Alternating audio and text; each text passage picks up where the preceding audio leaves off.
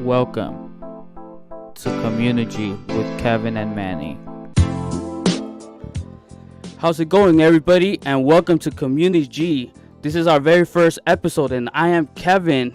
We have a pretty good show planned out for you. We have a few guests coming on today. But before we get to the guests, let me introduce my co-host, and that is Manny. How's it going, Manny? What's up? What's going on, Kevin? Doing good, man. I'm pretty excited about this show. It's our first episode, so hopefully you guys like it. Subscribe, hit the like buttons, and let us know how we do. We love the feedback. We have a couple of guests for you guys today. We're gonna go ahead and do from Liga G. Kevin, you want to introduce our guest who we got? Yeah, absolutely. So right before we get to our guests, I just wanted to touch real quick on what communiG is going to be about. So what we have planned for communiG is to be a podcast for all things Galaxy, but we want to do something a little different. We want to be able to spotlight all those are involved in the Galaxy community, people that have businesses, people that make sweaters, stickers, or whatever you do. We want to give you that opportunity to advertise what you do. And not just that, tell your stories about how you became Galaxy fans. Tell your away stories or whatever it is that evolves around the Galaxy. But one thing that we know that's going on right now is the Liga G. We are going into decision day on Sunday, so we found it fitting bringing people that are involved with Liga G. So today we have two champions, one champion of season 1 and then the Liga G tournament. And I'm really excited to have these guys with us. And that's going to be Scott. And then we have, I'm sorry. From PineappleBrat.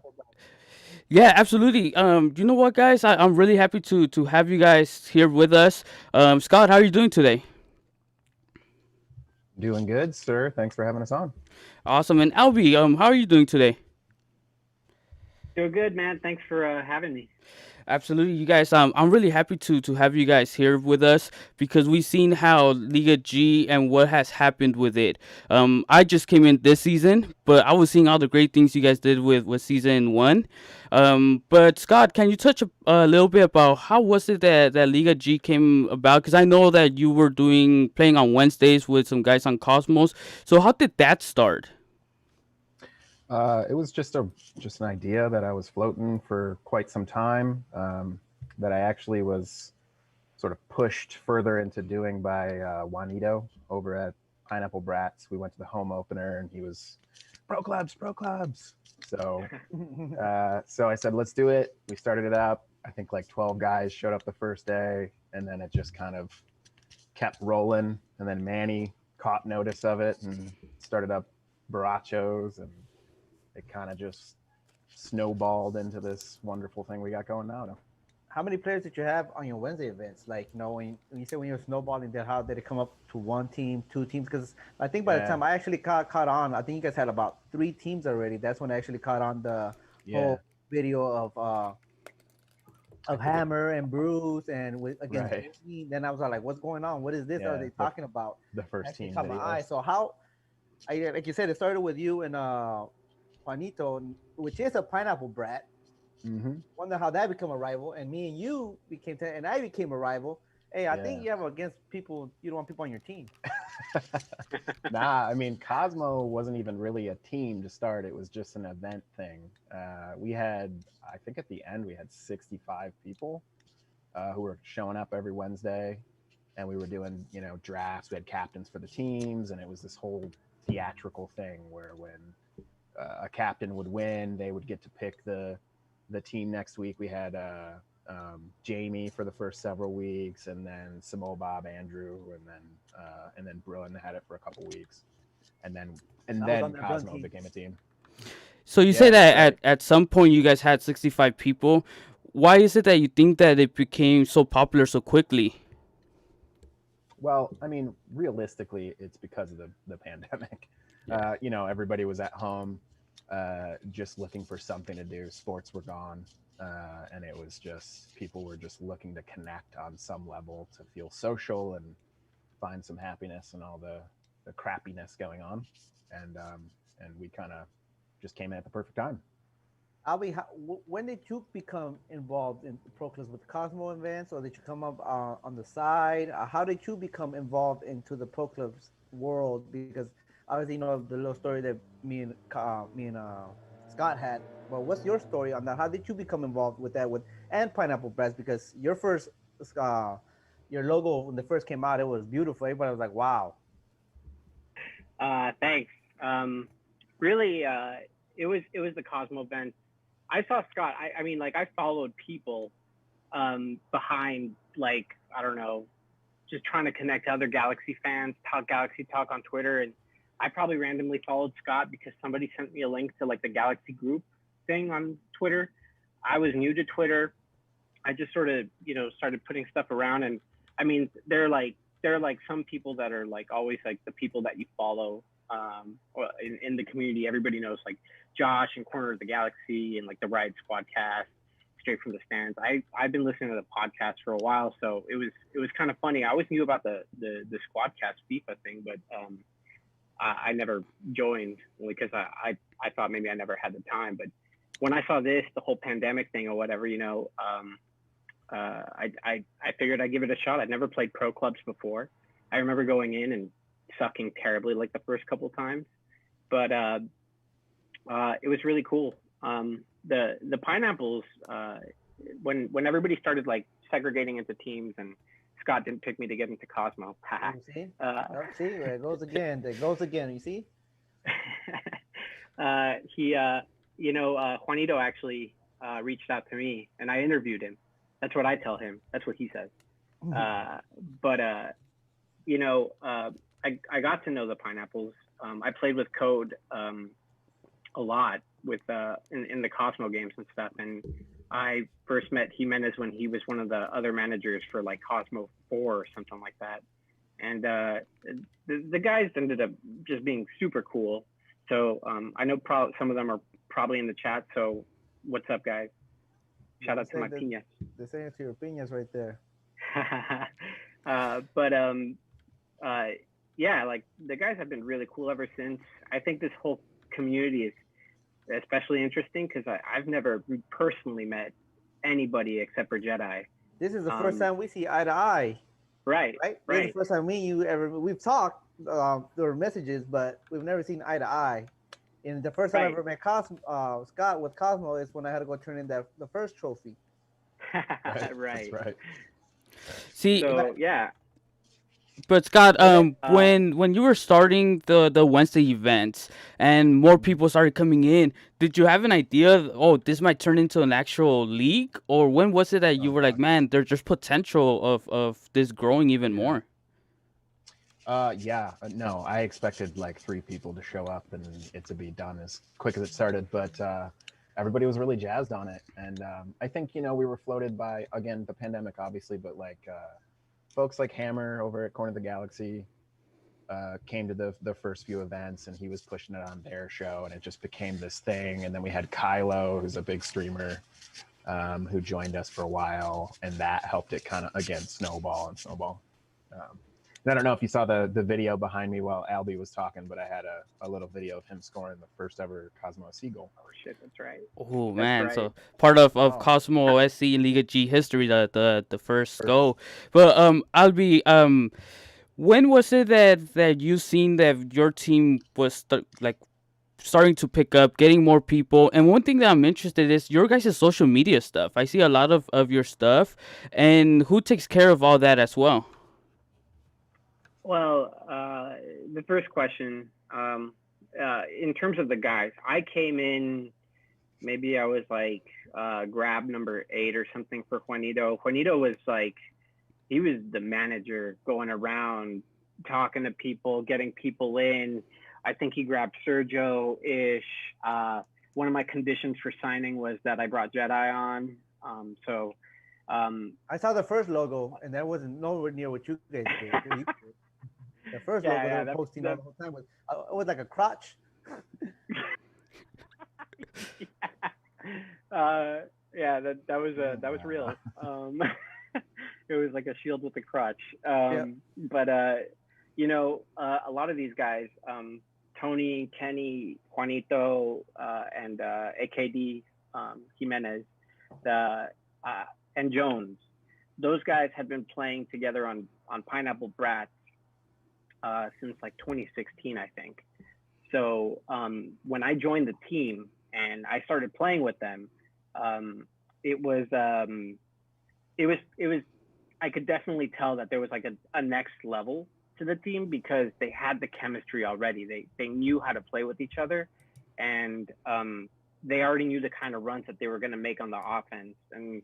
And I remember at the beginning of the league, since everybody was still getting comfortable with each other, we came at everybody strong because of that. They just knew how to link up. We looked dangerous, and well, now you can see a lot of people play with each other a lot more. So a lot of the games have been a lot more balanced lately. Correct. I have a question for you, Scott. Since you had a pool of 65 people that were actually representing Cosmo, one, two, three, or four, how did you break it down to 15 players? Did you have Uh, sleepless nights? Did people buy you stuff, or what? Did they send you selfies in the middle of the night, or what did they do to well, get on that team? it was a mix for me. I didn't want to take every good player because I wanted there to be players for Pineapple and all the other teams. Okay. What's that all about? I said, okay. Yeah. Okay. So I was talking with early on before I even picked my squad. I was talking with Juanito about how like I wanted to make sure that his squad filled out well too, so that we had two strong teams instead of just taking everybody and leaving only beginners for other guys. But for me, it was really about balancing, getting really good players um, and personalities that meshed. And the guys that I ended up picking were folks that I just played with a lot during that time, and personalities meshed. And then there were some sort of personalities as well because we had Kylo was our streamer who was a good player, but he was kind of our personality. And then we had Hammer, who obviously was again putting us on corner of the galaxy, and he played with us a lot. So it was really kind of a mixture of things that helped me pick him in the first. Yeah, because obviously when I end up calling you and I end up start putting borrachos together, I had my nephews who are in Galacticos with me now. Yeah. So I reached out to them. I reached out to the Nag Boys with Eddie and Brian brought his brother. And actually, what you said, when we actually put the team together, we felt that like, hey, this connection was pretty good. Our Yeah. personalities kind of meshed up together. We felt that we grew as a team, and as time went on, we're like, hey, we're actually pretty good. We can actually compete against. Obviously, we saw Pineapple's records that had like 100 wins, and some, we're like, hey, these guys have played together for so long. Cosmo has so many events that we're barely learning. We think we can compete against them, man. That's when we Mhm. started talking about like, hey, maybe there's more teams out there that we can actually create out of those 65 pools. And then slowly but surely, Walnut Park came out. CD Angelinos came out. Barcelona, which thought that they were going to be a season off, and we brought them in right away. Like, here you go, you guys are in. They're like, what? Like, yep, find a team. And Yeah. Bob with Zero and Ed and all them put a team together, and that's how the whole six teams kind of started. Yeah. And Barcelona was great. yeah, they're great people. Shout out Mhm. to Barcelona. I see Bolos in there also. I see PineappleBrat in there. I see Galacticos in there. Shout out, baby. Thank you guys for the Not all. support.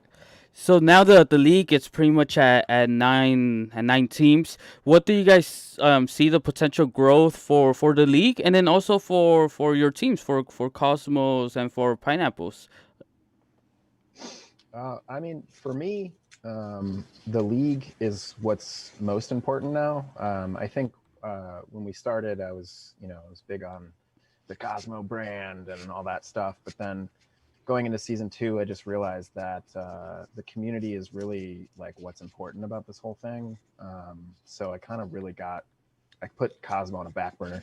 I don't post a bunch on it anymore. I'll make some videos here and there, but for me, it's all about the league now, and I want to see it keep growing. It's got to be measured though, because now that the pandemic stuff is changing, we can't really recreate season one. But I want to go further. I want to have broadcasts, teams, and cool stuff like that, where there's like an entertainment value to watching our league that goes beyond just the individual. And I think we've kind of taken some steps this As you season. touched that on the entertainment part, Albie, when you actually brought in and you started running, I don't know if you posted socials or not, Pineapple Brats or not, but you started doing your Photoshop. It pushed our league to get our Photoshop way better than what we do. Between you, Eddie with the Absolutely. Nag Boys are doing the Bolos cam. You just saw a leap of our photoshopping skills, of learning new stuff, how to stream, and all that. I know Scott has learned a lot from that, and I look at it. Hey, how can I learn this? How can I do this? These guys are nice, clean professionals. You know what I mean? Photoshop. Like, how can I get better at this? And Yeah. No one uh, touches Albie when it comes to the photoshops. you know what I mean? What made you start doing all of that? You know, it has to be. It all I think traces back to Jamie. When she made that first post as like the Cosmo manager, I wanted to, and there was like the four squads mixed up or whatever, everybody trying to get called on. I wanted to sort of recreate something, and it really started with my manager thing, right? Just getting just being the manager of like Cosmo 2 or something. And I don't know, when I joined Pineapples, my conversation with Juanito was more or less like, hey, we want you to like play, but it'd be great if you can come in and like, you know, do a lot of the graphics or be the voice of the team. And you know, at first I was like, all right, yeah, like I want to do something. I want to take this to the next level too. And I don't know, like I see a lot of G's out there, you know, they got their passion projects and stuff, you know, either the podcast I like, or, you know, anything from creating merch to all sorts of stuff. And I felt like, hey, maybe this is like my niche. Like maybe this is something that I can actually do, because I don't know, like I know how to Photoshop and do this stuff, and I don't regularly do this for anything, right? So yeah, like in terms of like the socials and stuff, I do a lot of the posts, but like this logo right here, oh, this side, that one was done by Jedi. He and I go way back, and we both went to school together for architecture, which is why we know the programs and stuff. So he puts a lot of stuff together too. So I can actually have you build me a house, right? You're an architect, right? You can build me a house. I can get a whole blueprint and make it like a whole galaxy thing, like a whole Hell yeah. galaxy museum. My house. I I'll think. make a StubHub center house. Yeah, I think my wife might not like it, but I'm gonna love it. But yeah, it's been really cool seeing the progression of everybody else starting to come at us. And I mean, season 1 was pretty magical the way Scott talks about it, in the sense that like I feel like every week there was like a build up to like a game or something, and I felt like every time we would play whatever opponent, it was like, okay, I'm gonna throw it hard at them with the socials. And then the first time maybe they didn't really do it, but the second time we played them or something, oh, it was like 0 to 100 really quick with the way It turns to people be started rivals doing real stuff. quick, right? It turns to be Yeah. rivals real quick. You might think you're friends, but then out of nowhere they just throw you and they make like a video of you scoring like an own goal on the park, and I was like, hey, what the hell's going on? Out of nowhere they're gonna start attacking me. I'm like, man.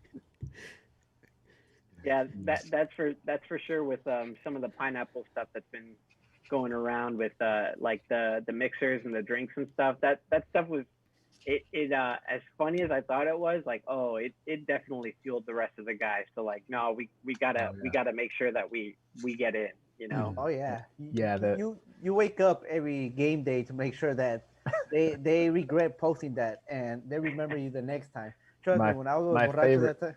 Go ahead. Sorry. Go ahead.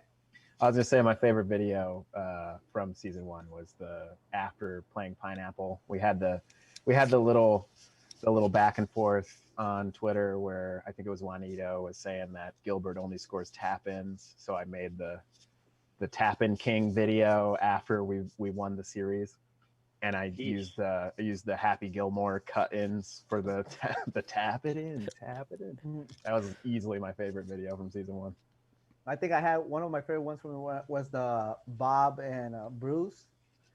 What you did, that was pretty funny because I guess there was always With the links tear between falling them. down. Yeah, that one's pretty funny. And then actually when I joined Barcelona, and I ended up joining up the group chat. And then I was like, hey, man, we got to talk smack to people. They're like, what do you mean? And I started making like little Photoshop. They're like, yeah, let's get them. Let's get them. Or like, it kind of like, it pumps you up. I think so. The little Absolutely. videos pumps you up. It gets people under their skin. You never know if you win.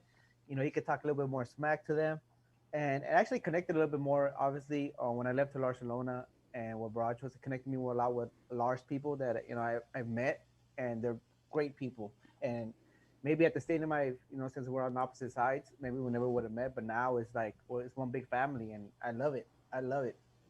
Yeah, Yeah. for sure. Agreed. See, what one thing that really I like is that it's all competitive. It gets it to one point, and it doesn't get personal, because like I thought it was funny with Manny that they started going towards the Manny Rojas, and he takes it like he doesn't mind it, and I think that's what makes it fun as well. Hey, Manny Rojas, baby. I have all the jerseys. Which jersey you want Yeah. me to put on right now? I got them all.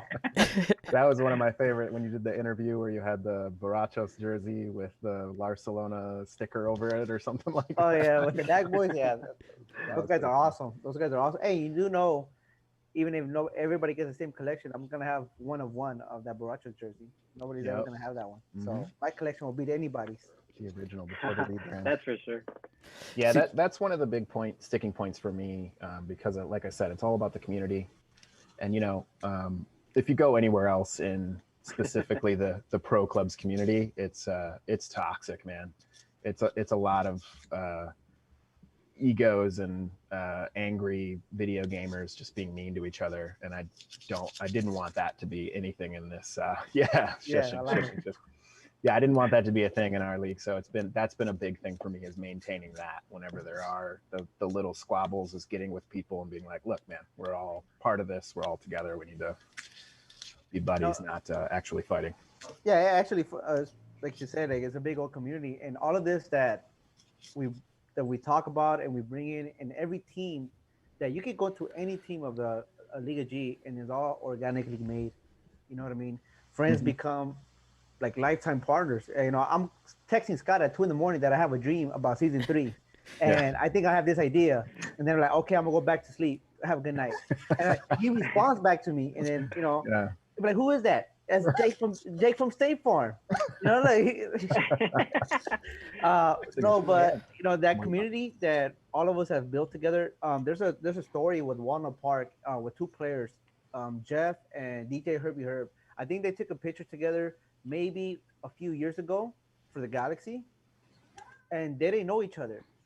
Little by Oh no, shit. this Yeah. this community, they put them back together, and they had Yeah. that same picture together, and they didn't know until now. Walnut's awesome. They're one of the funnest teams just because they were, like you said, they were like a bunch of strangers, and then they got put together to start in the league, and now they're like all like buddies, like some of them are even like close friends. It's really, really cool. Yeah, And they're doing really well this season too, Yeah. considering. Yeah, I think they consider had what they did last season. last Yeah. place season one, and they just kept playing. They didn't care that they weren't winning. They didn't care. They just had fun. They're shooting for second, third place. They're in playoff position right now. Mm-hmm. Hey man, like they say, it's the Walnut way. Oh, Burger King, whatever. I Get it think your way. Get it your way. Everything's way with them. you know what, I feel this has built a community. Like there's a lot of people that are, I play for Galacticos, and some of the guys there, I seen them at the stadium before, but it was just like, hey, how are you? But now it's like when we have games again, it's gonna be different, because now we're more like friends. It would be really, really cool that once we're able to go to the stadium to have a big Liga G tailgate, bring everybody together, Yeah. because like right now it's the first time that we see each other's faces, and I'm pretty sure other people have that same situation. It would be cool to come together, hang out, and then put a face to the name. Hey, maybe whenever we go back, we'll have a trophy ceremony. You guys can see for season 2. Hey. Moses Arroyo did this handcrafted, a Galaxy handcrafted. He did the first one, and you guys look at this bad boy. Oh, it's beautiful. Show It the is. Awesome. show the base. Show how the base is The base is our crest. Is 24 inches by 16 by 6. It is a beauty to whoever wins this to display it at their coffee table as a talking piece. Your family might not like it, but you can hold it with pride. Pick it up, like I'm touching it, blessing it. Hopefully, Galacticos touch it again. We're gonna get rid of that house plant, babe. We're throwing this trophy here, and it's gonna live there. he handcrafted this, and big shout outs to him. He did this for the first league. He did the medals too. We also have 14 medals for the championship team, so you can display that. Hopefully, we get a good final, and hopefully it comes with us. And see, what's cool, everything is by the G. So the person who did this trophy, he's also a G, and right now we're putting a picture of him with the trophy. So big shout out to him as well. So that's what I like. Everything is Galaxy related, right? That's what's the plan of the league. Yeah, that's the plan of the league. We're talking with Scott. Obviously, Scott's a part of the leadership board. Albie's part of it. He came in season 2 for leadership. I know we have Buki in there. We have Bob, and I think we have Brun in there. And one thing we wanted to do is how to create the community a little bit more and help out and see what we can do to expose our community more.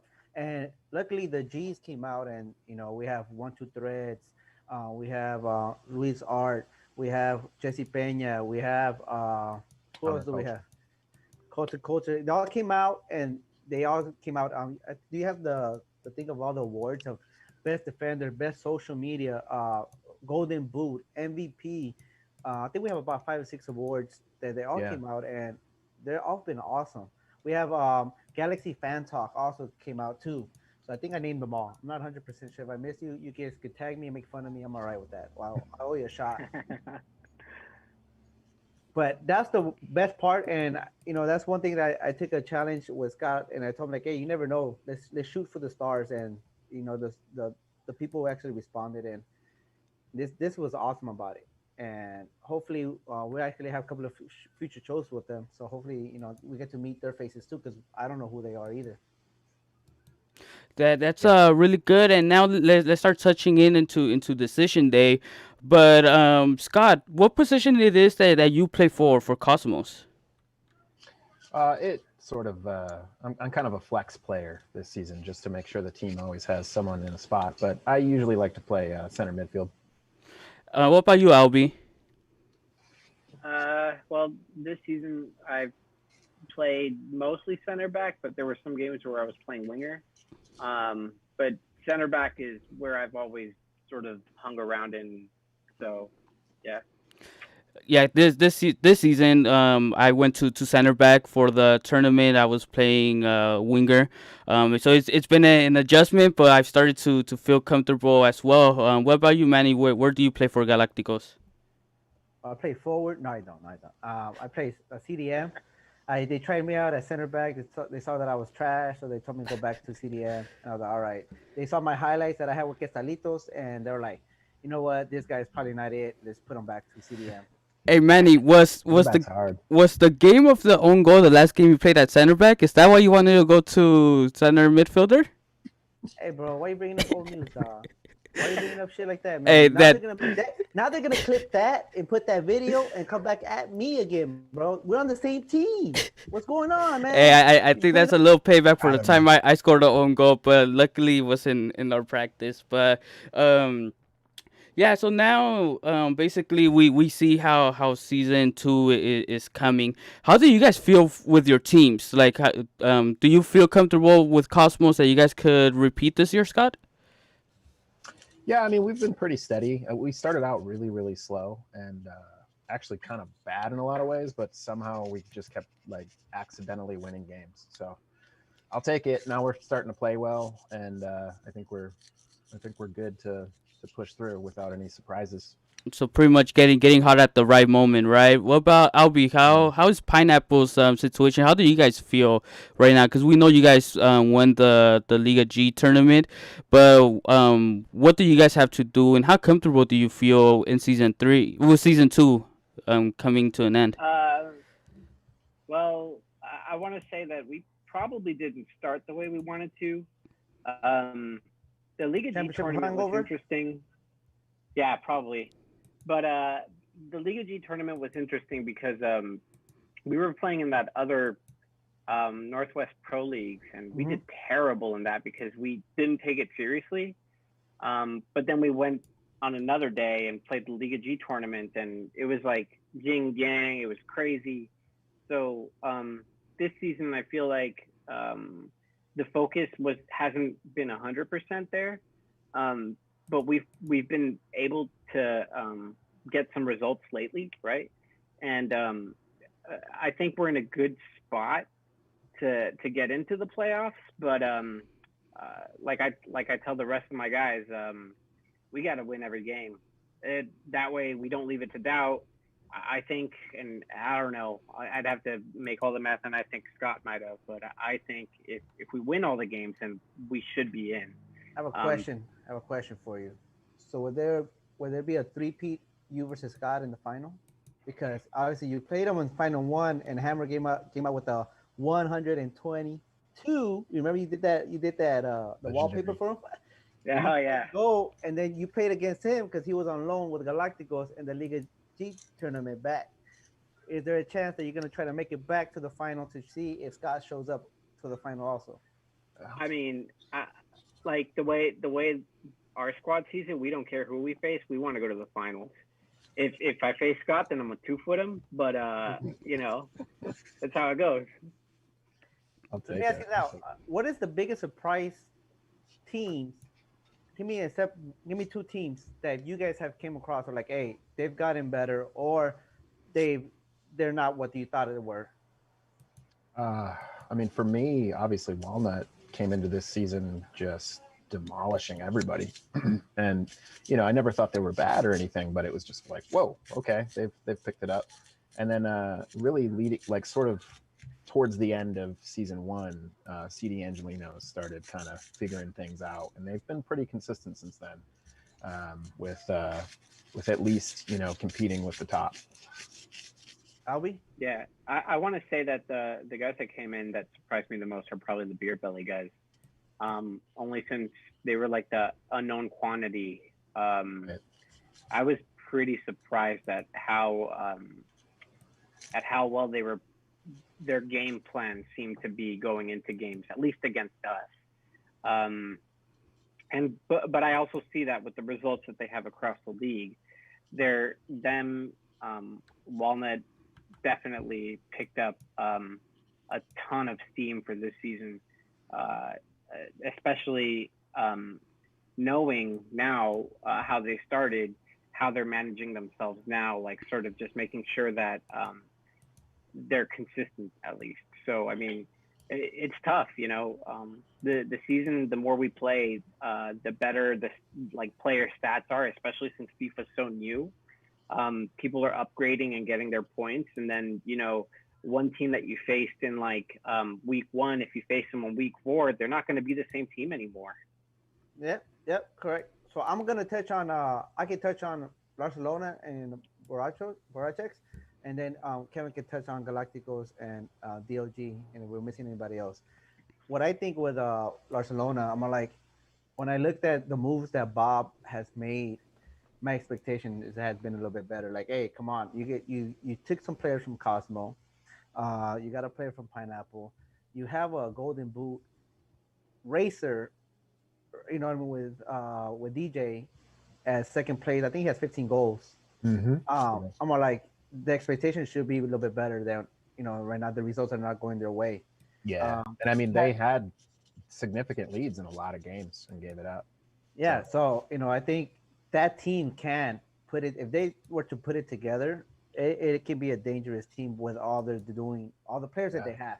Now I'm touch on Borachex, one of my favorite bolos. I always think that they have a good team. I always have think once I left, I was like, hey, you guys have a great team. Eddie set them up pretty good. I don't see Spenny on the list. So I'm like, well, maybe a drop from defender. Obviously defense is hard in this league because forwards there's a lot of us, not us. I'm including myself too because I'm a forward, not playing. You don't see Spenny. And then the last game I was watching in the stream, I didn't see Willis. I don't know if obviously life changes and stuff like that, but those are two big defenders that I think that they need actually to compete in this league because there were shut down defenders. I think they even changed the formation just with those defenders. Buki, where you at, baby? I don't see you. Come on. You were Golden Boot MVP last season. I need you to step it up. You're my prodigy. Come on. I can't make that $1 million transfer if you're not scoring any goals. But you know what? Maybe that's better for me. I personally, I think, this season, at least for our team, chemistry has been like the big equalizer. We don't have chemistry. We don't play well at all. It doesn't matter how skilled our guys are.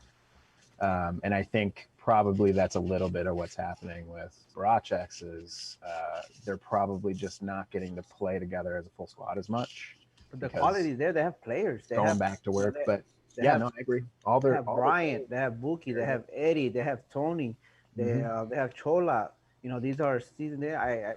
They've all gotten better. My expectations for you guys to get the trophy, get in the final, baby. Get it. You guys got into the Northwestern final. They did, and they did. They were killing that league. They were killing that league. So I actually thought they would come in and kill this, but then again, nobody knew about Beer Belly. Belly. Got 4 games left, more than anyone else aside from Beer Belly, but we need them to lose at least all 4 of them, so they don't. And we need to win all 3. See, now I'm gonna touch a little bit on Galacticos, and I think our issue is really simple. It's our defense is too much. All right.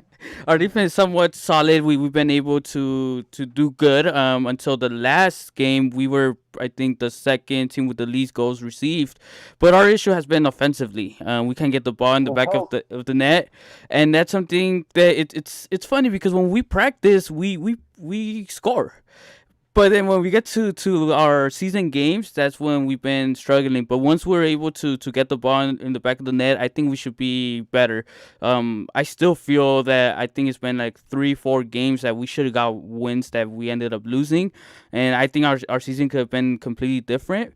But yeah, we still have 3 games. And then maybe if we get the correct results, we could sneak into the playoffs. But that's gonna be a little challenging. But talking about the playoffs, real quick, let's go through the standings. We have Cosmos in first place with 36 points.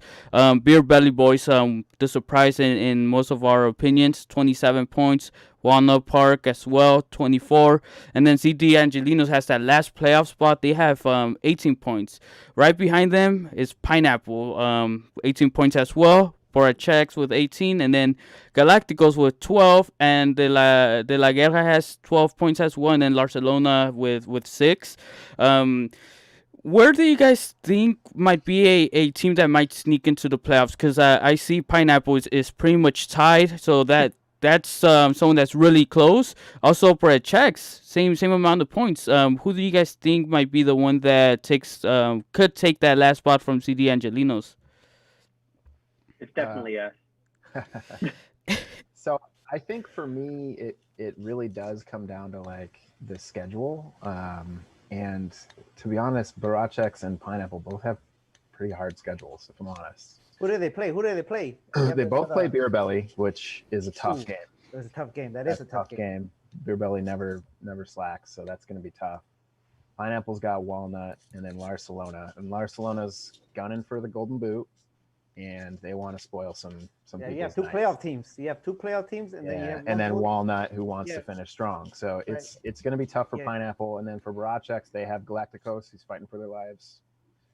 Sorry, Barachex, you guys are out, bro. You guys are out. We need to win. We gotta lose. Like I said, Beer Belly Boys, tough opponent, and then you got CD Angelinos, who wants their spot. All playoff spots, all playoff contenders. And Barcelona. So it's it's a really tough Barcelona still has a golden boot racer, so he still wants that. So yeah, so for me, CD Angelinos has the easiest route just because they have DLG, who has a very slim chance of making it in, so they might not be as up for the game. And then they have Galactico and Barachex. They've been up and down, huh? DLG, sometimes they have like real good games, and sometimes they have like real bad games. And I don't know if they're like a new team actually meshing up together, because that happens a lot. That happens a lot when you're a new team. They're good players. They have a lot of good players. They just and then you play real bad.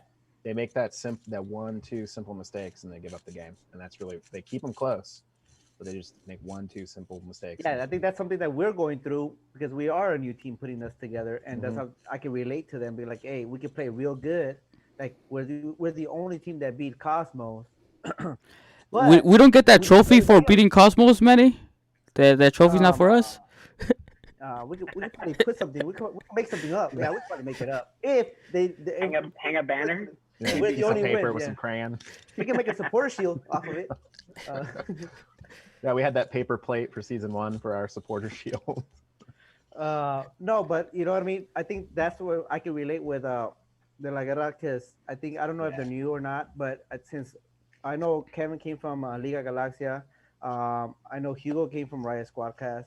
I know my nephew. I have two nephews that are, they're young. They've never played FIFA. They're starting to play FIFA with us, so I can relate to, like, we have real good games, like when we beat Cosmo, and then we can have real bad games when we get smacked by Walnut Park and Beer Betty's back to back.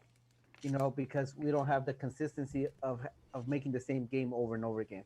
And then we have really good players with Anthony and Carlos, uh, but I think it's the part of the growth within the team that we need to Yeah. grow through, that those growing pains that you need to go through. Chemistry's tough. It's tough to get people to break away from like being the superhero and trying to go for the solo play and get them to Oh, understand absolutely. like if you aim for the team play, you'll end up with a better result usually. So Yep. so Yeah, that's far, that's for sure. so far, from your own experiences, who has been your toughest opponent? It could be from season 1 or season 2. Who's that team that always shows up to play against you guys? Scott. I would say season one, it was a mix between Baracheks and Pineapple Brats. They both were always like the one that you got nervous for going into it. They played totally differently. Like Baracheks was like they created chaos. They were hard to break down. Created chaos. Pineapple Brats was you made a single mistake, they're down the field, they scored on you. This season we had a little trouble with Walnut because they closed down the ball like extremely well, and then obviously we lost to Galacticos because I mean that was the best defense I think we've ever played in both I was playing seasons. center back. Yeah, it was really Really? really tough to do No, I anything wasn't. I with wasn't. you guys. Yeah, man, I was Albie, in that game. No wonder they won. No, I'm just kidding. Who has your opponents? I want to say in season one, I mean, everybody wanted to knock Cosmo off of the top. They still So do. we were always Yeah. we were always up to playing them, even this season. But the one team that poked us really hard in the first season was definitely Angelinos. Um, uh, there was trash talk. There was all sorts of stuff going on with them, but I think they've had a lot of rotation on their roster, so there's not as much of that this season. But it was still going on when we played Liga G tournament. So this season, I want to say, at least right now, the team that we want to face is Barcelona. And I say that only because Juanito left us for them. Oh, bad blood right there. And I'm going to 2-foot him. Man, 2-foot him. You like to 2-foot a lot of people, huh? That you don't like. Yep. Like, So- I think for us, I think the hardest team. Oh, sorry about that. Sorry, I have my daughter. Go ahead. You know what? I'm. This is my first season, so I'm not too sure who's that challenging team for us. But of course, we've had trouble with Beer Belly this season. But same thing. Maybe because I saw what Cosmos started, like I kind of get up for that game, and I'm like, you know what? It would be nice to beat this team. Yeah. To be honest with you, I'm not too familiar with the other teams yet. But so far, Well, I think for me this season, I want to go play ahead. Beer Belly, man. I want to play them third time, even if they kick my ass again. Fuck it. I want to play them again because I think we can beat them, but we keep losing. But we're going to beat them, and then we're going to quit. Yeah, Beer Belly has been tough for us. I think that's the only team where I feel we've really got outplayed on both games. It's been the only team where I'm like, man, I do want to play them again, and I think we could do something different. But it's that only team where the game finished. I'm like, yeah, they had us. Like even the games we lose, I'm like, man, we should have won. Even though we don't. But LB, you guys being in the bubble to make the playoffs, I'm pretty sure you feel pretty confident. You don't have to get into your guys' game plan, but what do you guys have to do in order to just take that last spot? I think in terms of gameplay, we probably just gotta hold the ball a lot more. I think now obviously like I think we do play a counter-attacking style, and it's really quick build up, and I think everybody knows that now. So we got to find different ways to get the ball in the goal. But specifically against like team to team, I mean, the one that we have circled is definitely Barcelona. But if we're gonna get a shot at actually getting in, we have to beat Beer Bellies. And right now they show up every time. They play organized. And for everybody else in the league, I mean, like we all know this, like so long as you play your game and disrupt your opponents, most of the time you're going to end up on top, except for those weird, FIFA glitches that so happen to ricochet off your boot or something and let Hammer score in the 122nd minute, stuff happens. It does happen. I've been there. I scored own goals. So far we're going into decision day. There's, I believe, 13 games. But who do you guys think today is the favorite to win the championship for season 2? Other than yourself. Yeah, Other than yourself. You can choose yourself. I'll go first. I think here's the question: who are you facing in the final? There you go. Who are you facing in the final? It has to be the best team that you have to face. You can't be like, oh, I'm gonna pick the worst one. No, the best team you want to face in the final. That when you pick up that trophy, we beat them. This is the best one I got. It's Cosmos to lose. It's as easy as that. It's Cosmos to lose. They were able to beat Beer Belly once. They can do it again, and obviously they can beat everybody else in the league. So it's just a matter of time before they lose a game. So maybe they might get out early in the playoffs. You never know. But I think it's theirs to lose. My turn, eh? Your turn. I think for me, I think our big test is decision day because we play Beer Belly again.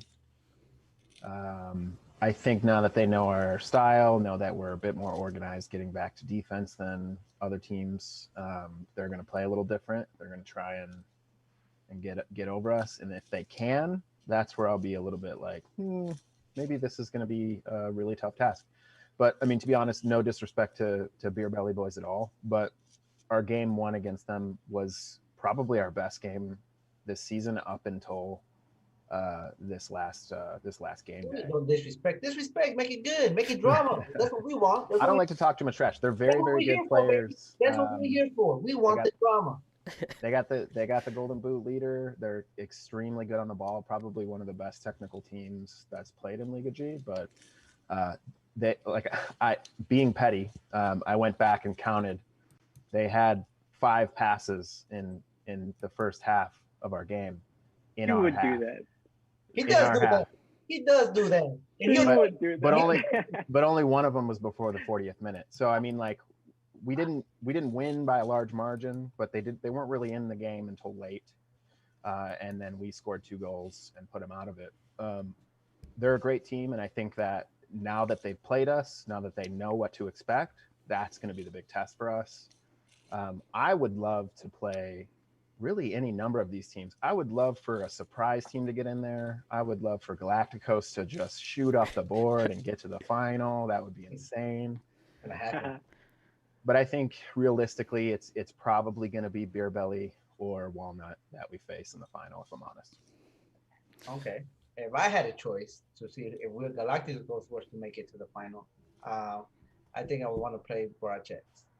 The history that'd be good. of us, between me and them, between me, Eddie, Brian, Rafa, Chola, Slugs, the whole team, Swasso, Fluffy, Willis, everybody that we actually meld in together, and to make it to the final, that maybe one of us is gonna pick up that trophy. And since we actually see each other a lot, at games and stuff like that, we get that trash talk will always be there between us. Whether they win it or we win it. I think that for me, it'll be like this is the team I want to play because I already beat Cosmos and I already beat Pineapple, so I was like, hey, what can I beat Projects in the final? Dude, I'll tell you what, I was significantly more nervous about facing Barachex in the final in season 1 than I was Pineapple. not because I knew we Wow. not because I knew we could Wow. beat Shots fired. not because I knew we could beat either of them, but there was much more of a rivalry. Wow. Like a negative rivalry with Barachex in season 1 that I was like, oh, it's gonna be personal if I face them. At least with Pineapple, it's like a mutual respect rivalry. I think Barachex and Cosmo kind of hated each other a bit in season 1. Oh yeah, we did. We made it into a whole rivalry in it. Yeah, so I was legitimately like I had jitters. Like, oh, just beat him, Pineapple. Please, just beat him. Get to the final so we don't have to play him. Well, I have another thing. A lot of obviously, Albie, you came into the leadership now and all that. Now we have a manager chat. Now we have a leader administration chat. We have stuff. Tell these people of all the back stuff behind the scenes that a lot of people don't know about. What makes this league so great and run so efficient? Because the stat matter right here with Scott, you know what I mean? Creating a, he'll probably even tell you how many times he ran, you know, how many splits he used. But tell people about that. I don't think a lot of people know about all the stats and all the stuff that's recorded based on player performance. You know, it's almost like we're sponsored by Herbalife. Yeah. Yeah, getting into the admin side was kind of interesting. I kind of thought I wanted to help out the league a little more with like some graphics and do a little bit, and I feel like maybe I sort of fell short on what I was promising. Like time wise, you know, it's tough to get all everything around, but I mean, really like Scott leading the charge in terms of organization. Everybody sort of talking and discussing rules and changes and maybe trying to see like, you know, it's nice to see that the admin is comprised of like individuals from like a bunch of different teams, because then, you know, guys who might have felt like that they were sort of on the bottom or something get their voice in, you know. The other side is that, you know, things happen. Like one thing that I was advocating for was, you know, and I think it ended up becoming a rule for the playoffs, but being able to reverse a red card or being able to challenge a red card or something like that. You know, the game does a lot of weird glitches and stuff or whatever, and being able to sort of agree to terms with everybody else. You know, it's like you engage in the rules of warfare. This is our warfare, and we're all cool with it. And if you lose, hey, that's just the way it is, and you can accept it. I had a voice in it, you know. I thought that was big. The other side of it was like sort of getting some of the rest of the guys to like delegate, you know, specific tasks to everybody. There's a lot of organization involved, and I know there's already been some talk about what we're going to do for next season, and you know, obviously we want to keep on raising the bar for the next season, because you know, the sky's the limit type of thing, right? So I thought in general the fact that on this season, the admin, the Discord, having a chat for everybody, having a place that people can congregate and say like, hey, this is the league. Now that you're part of it, you're inside of this, and there's that general chat, and people go nuts in there. I think ultimately that organization has put this like league on the next level, and I can just imagine, you know, going on to the next season, maybe there might be more people who want to get involved in the admin. There might be more teams to bring in, and then, you know, the more heads that you get in, the more teams, things get much more complicated. Yeah, as you say that, Kevin actually was part of Galacticos, and he was in charge of him and Carlos of putting in our stats. And he was like, "Hey, this is a lot. This is not what I've been used to." I'm like, "Yeah, this league tracks everything to find out who's the best CDM, who's the best thing. This is how we find out who is the best and how we can create hopefully an all-star team if ever there's ever one. Yeah, and the other side is we probably track stats more. Scott watches like every game, I'm sure. Like at least I expect that of him. But Yeah, I try to. That's Scott's porn right there. Oh yeah, at the middle of the night. Let me see that. uh, yeah, I mean, I think like with all the stat keeping and stuff, Jedi does a lot of that for us. Jimenez did that for the first season, and we started that mid-season, like for the first season. We started learning how we could do that, right? And when I say we, I'm not taking any credit for doing any of it, organizing any of it, or trying to make sense of any of it, because it's a big task to take on. There's That's all so Scott. many, That's all Scott.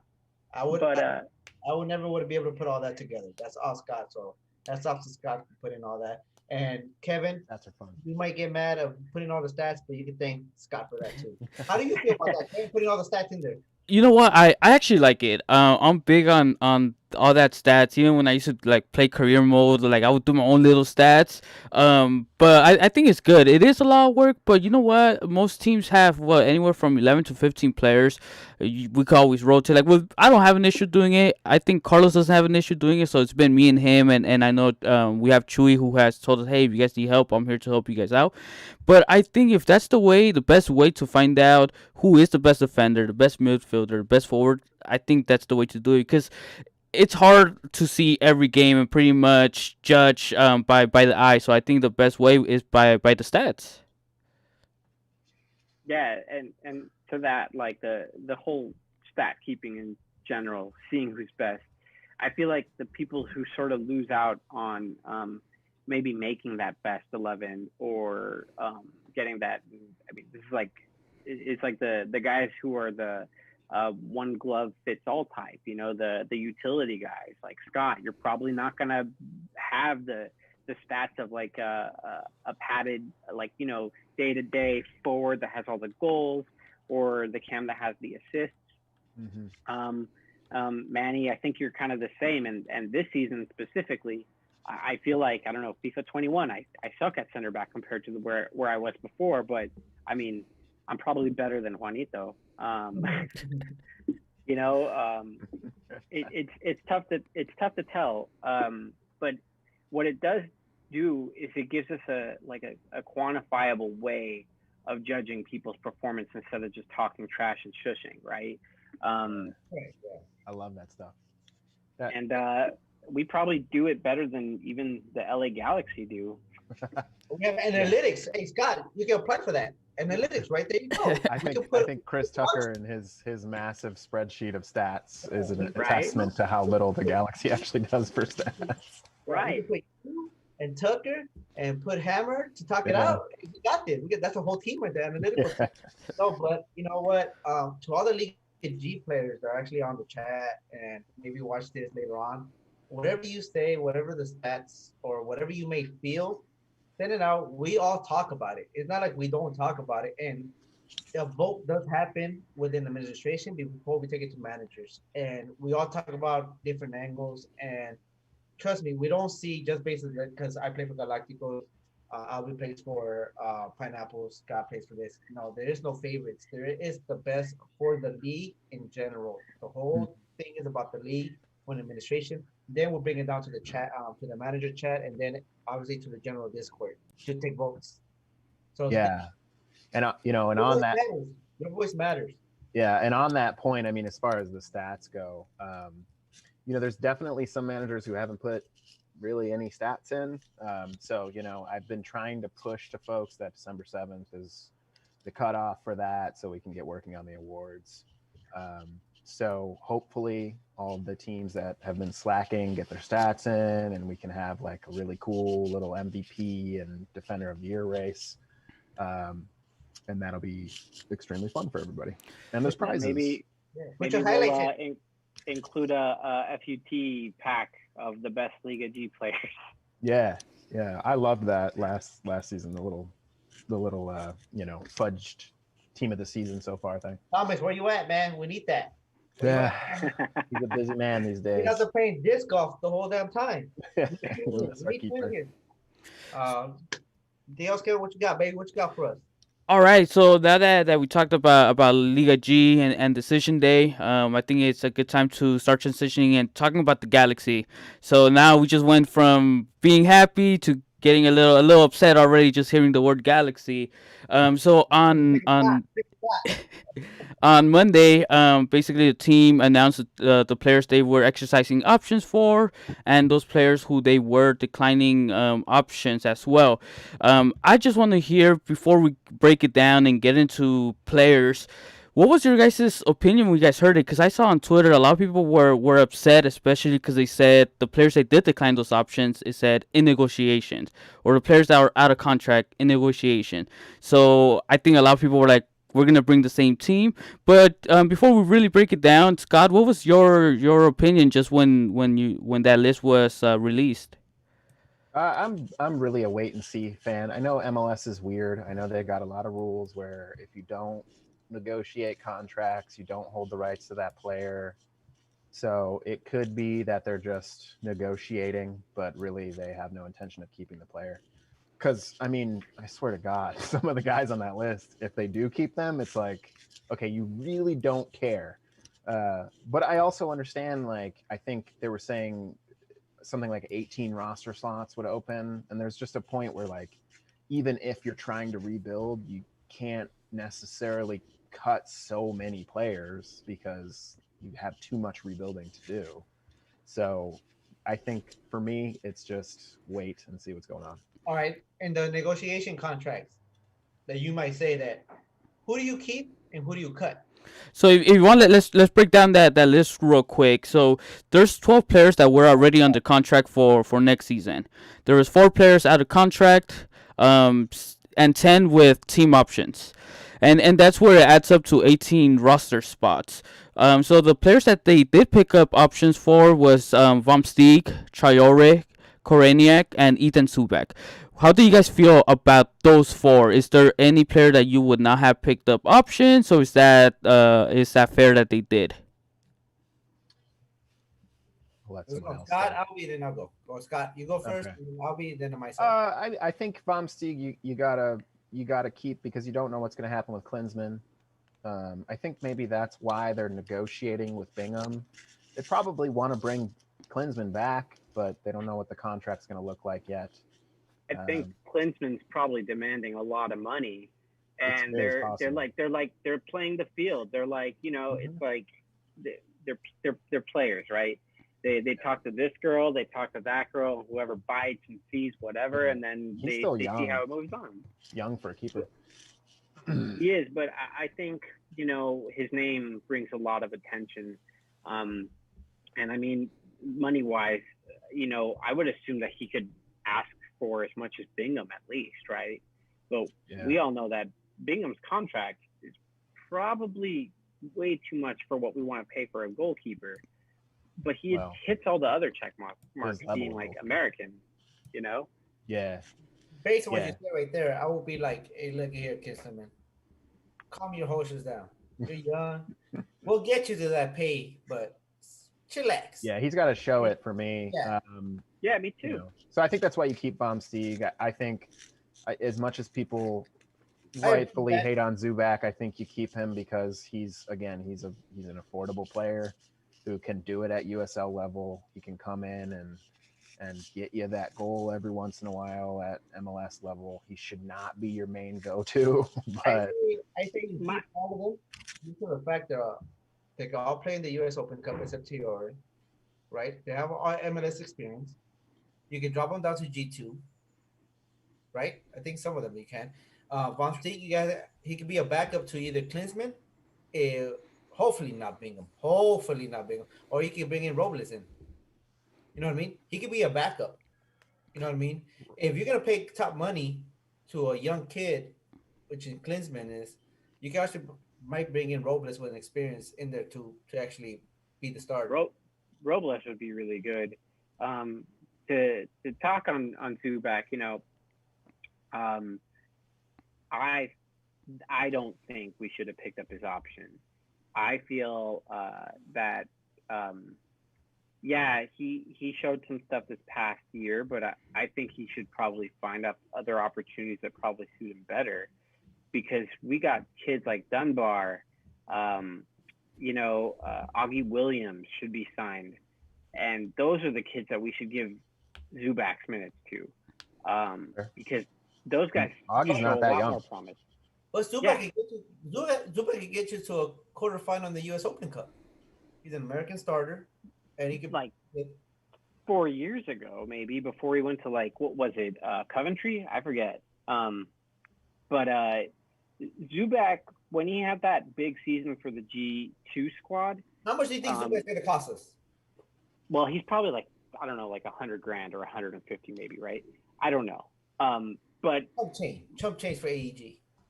I get that, but I'd rather play Dunbar or Augie Williams in those situations and let another kid in the academy come up through and be the forward for G2. You know what? I didn't think about Augie Williams.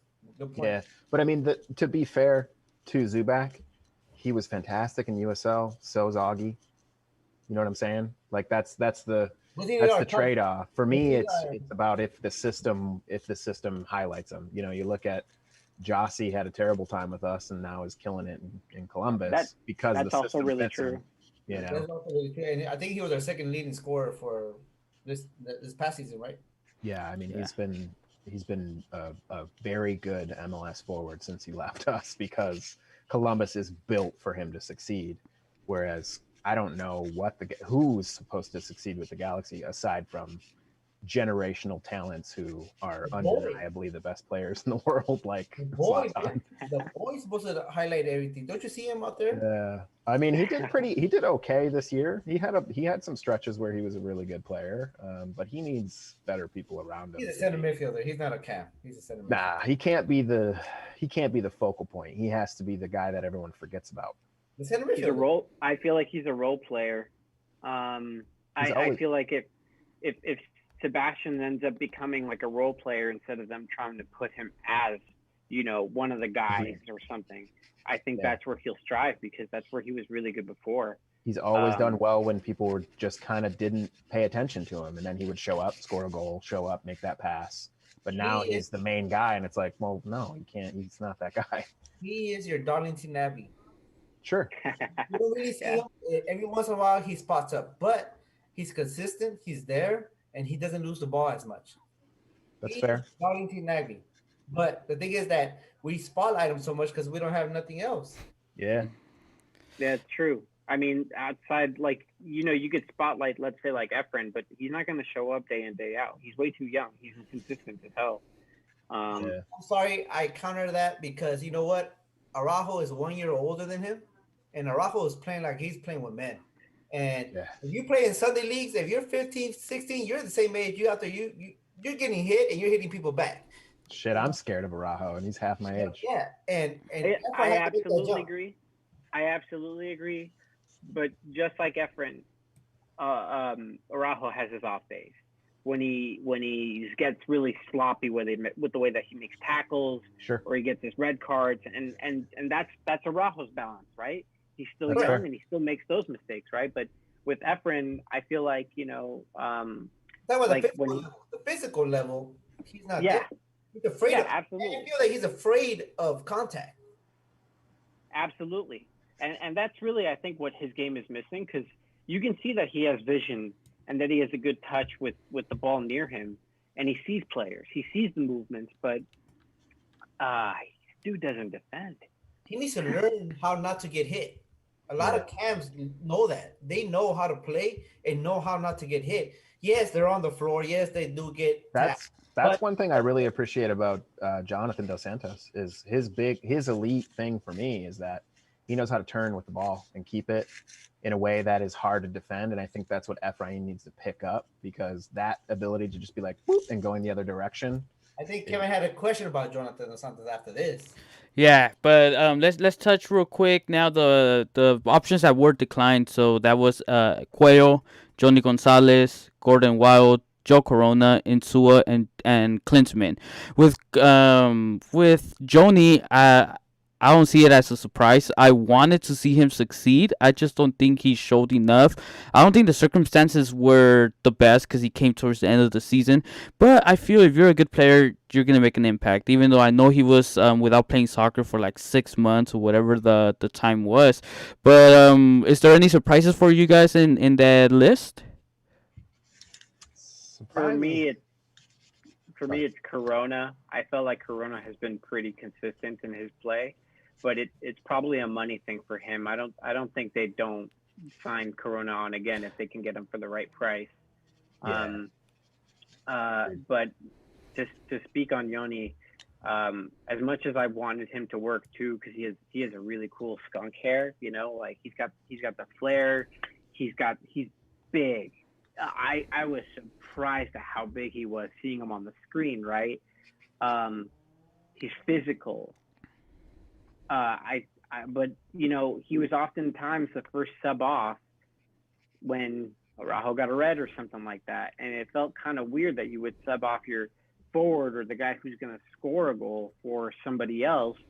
Obviously, there wasn't a lot of confidence in him doing something, but I mean, if we were going to sign him, my guess is that he'd probably be either a max TAM or maybe even a DP at his contract. Yeah, I think he had a contract with Benfica or something like that. So I think it would have been too much money, and he didn't show us enough. Obviously, he said Araujo's red card. First touch was bad, A but job back? his runs were super intelligent. When we were by the 18, he was doing something that a lot of Galaxy players don't do. He was moving. He didn't just wait. Yeah. Like, what are you gonna do? What are you gonna do? He was like, okay, let's do this. We're going this way. I'm running this way. I'm making the diagonal run, which I really appreciated about him. Even though in midfield he was like, his touch was peak Yassi. When everybody made fun of his touch, it was like, whoa, dude, you're supposed to be good. Like, what is this touch? No, but I think also going back again, you put him in a position that he's not gonna be successful. Agreed. But without a cam that can actually control the game, then your wingers or your forward, they're pretty much just run and shooting. They just run, shoot. That's it. That's all we got. We have nobody can control the game and the pace of the game. Yeah, there was no cohesion at all. Yeah, and then with me, I feel Guayo was a GBS guy. I feel that's the reason he got minutes. I feel GBS wanted to see him succeed and was gonna give him every opportunity. And now I feel that's the reason they declined that option. They probably don't see him being able to succeed here. With Corona, I think money is the issue. I believe he was on TAM this year, so I'm pretty sure the Galaxy probably wants to get him below TAM money. I was surprised with Insua. I'm not sure if maybe they're trying to get a better contract as well. But now the players are out of contract. That's David Bingham, Felcher, and Perry Kitchen. With Bingham, my personal opinion is it's time to move on. This is the perfect opportunity. He doesn't have a contract. Felcher and Kitchen, I think that's probably a money thing. Maybe if those are maybe pieces that are part of your depth, that's good. But I don't think they're starter caliber players. I'm not sure what you guys think. Even though Perry did a pretty good job this season. Vulture's got to go, in my opinion. I think Perry had a good year considering. It was his best year, in my opinion, for the Jays. He looked fit. He looked like he was up for it, and he did what we wanted him to do when he came in. But if you consider the whole of his time here, I would say he's got to become more of a depth player, and I don't know that he's ready to do that. Felcher's got to go, though, in my opinion. Yeah, I think Felcher has to go. If you're looking to move away from Jonah, then I think you might want to keep Kitchen. If you bring in a cam, he's also missing that cam. But if you're keeping Jonah, you got to get rid of Kitchen. He's just too much money on his books to sit on the bench. Because I agree. I think if you could get Kitchen on a better contract, maybe you keep him, right? I think Kitchen's biggest problem was probably that he was like probably asked too much of, right? Like a midfielder that couldn't see out games the way he wanted to play the game or something. And it's probably back to what Scott was saying about Giassi. Like, it's a bad system for him, like we haven't had a coach that seems like he comes in and really tells people exactly what their roles are. And I think we're probably seeing the worst out of some of these players because you know, you look at Jonah, like last year, he picked up the games by the balls and fucking ran at people, you know. But this year, completely ineffective. The problem I have with Kitchen is that he does very well on defense. He's a hard nosed pit bull type of defender, CDM, something like me, right? But the thing is, on offense, he doesn't demand to get the ball. They actually skip him a lot of times because he doesn't know what to do with it. And for the Right. money that you're paying him, he should be able to be a good backup to Jonah. Jonah, when he defends, he asks for the ball all the time. And you should be able to do that CDM, even if it's just one, two, three passes. You should be able to connect with your back line or your wingers. And I don't see Kitchen doing that. If I'm gonna pay a little bit of money, I'd rather go get a Will Trap. That Absolutely. he's No, young, he can actually absolutely. compete. He's playoff experience, he's MLS experience, he's a hard nosed pit bull just like he is, but he's a little bit more like he's controlled with the ball. Will at least be able to play more games. I mean, Kitchen was in and out because of little injuries here and there. I don't like Yeah, but slow defensive midfielders though. That's just my personal preference. I agree. And speaking about Felcher, I mean, like I know a lot of people go down and have their shit to talk about Felcher, and I mean, like he's a really cool guy. I've met him like twice, right? Super chill guy. But what's up? Did you sit to it? Did you go like this? Yeah, like I put my The washboards. no no but he's he's too slow. His only idea of offense is shooting across into the box, and it's not even accurate for that for the most part most of the times. And I feel like, you know, the worst games that we played this past season, our entire offense was running through Felcher. The See, fuck. the problem with I think with Felcher is he's a 4-4-2 guy. He's not a 4-3-3 guy. He cannot overlap the midfielders. He cannot do that. His job is to actually defend. He has the body for it, and he actually has the voice to sing to you. I don't know though, man. I mean, there were several goals this year that were like literally on him making like Zubac level defensive mistakes where he's just watching the ball in the air and then Turning the yeah, 360. and then misses of like what should be like 101 for a high level defender. I do think our midfield is a lot of the issue with leaving our defense out, but anytime Felcher came in, teams immediately exploited his side and he would be the fresh legs. And to me, that's like an issue. Maybe he's not physical enough. I mean, I don't remember what forward was it Jordan Morris who chucked Felcher off of his shoulder for that one goal that he assisted or scored. I don't remember who it was, but it was some smallish dude that you're like, no big deal. Didn't think his natural Araujo would have had him in a headlock, and Jordan Morris burned Felcher every single time, man. But let's be fair. The only one that's going to keep up with him is actually Araujo, and Araujo is our starter. So we should be looking at who's going to be our backup to Araujo. Because if you're looking to bring in, if fucking Klein or DTK is looking to bring in another damn right back to be a starter, I'm going to go out there and I'm going to punch one of them. Araujo is our starter. He should be bringing someone that's going to mentor our right back, which is the only guy that we might know that likes fish tacos, that he's out of contract. Who's that? AJ. Oh shit! Yeah, no, duh. Oh God. Yeah. See, I like AJ and Powell from that team. I'd take them both. To be honest. I think speaking on Insua, right? I think Insua, as he was a pretty solid guy throughout the season, but it was no high end, and there was not really. But the good thing was that there was no real great low end either. It's to me, he's taking up an international spot, and he's probably got an option or something like that in his contract, or like a raise that's just going to take him way over what we should be paying him. Yeah, my thing with Insua is that when the team's level rose, when we played well, he rose to it. But when we weren't playing well, he didn't bring our level up. He just kind of existed. And I think one of the things of the best Galaxy teams over the last decade, from the 2010 to 2014 range, we always had good, solid, reliable left backs who always helped us be better. And I don't think we've had that. I don't think we have ever that. since. Yeah, but Or now right back for that matter. or right back, but Left backs and Scott Donovan and Ashley Cole. I mean, I don't even think that's Ashley a, Cole that's a, gets up to that. yeah, number, like personally. okay. Here's the question. We have Daniel Costa. He's young. After he got hurt in the beginning, something that comes up to he actually is faster, younger. But the problem is with Insua, even Araujo, we've never had a really leader in the back. We had no center back that actually leads the back. And everybody knows, even in pro clubs, even if your center back controls your defense. He is your center fielder. And if you don't have that with Stairs, that had 3 new people, and he was out there chasing chickens. They were just like, I think that's what we'll do this. Pipo. They just like leave him. I think that's what Pipo was supposed to be.